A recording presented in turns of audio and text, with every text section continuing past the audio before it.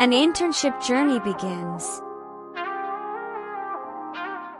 James, what are you up to these days? Well, I'm still finishing my college studies. But recently, I was lucky enough to get an internship at a small company, which has been a really exciting opportunity for me. That sounds great. What kind of work do you do there? My role is quite similar to that of a secretary.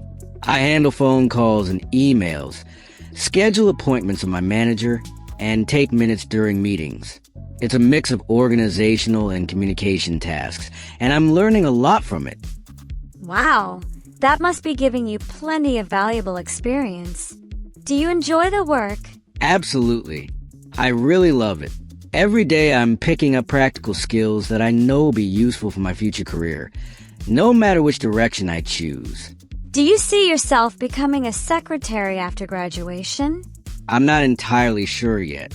Right now, I still have time to explore different paths.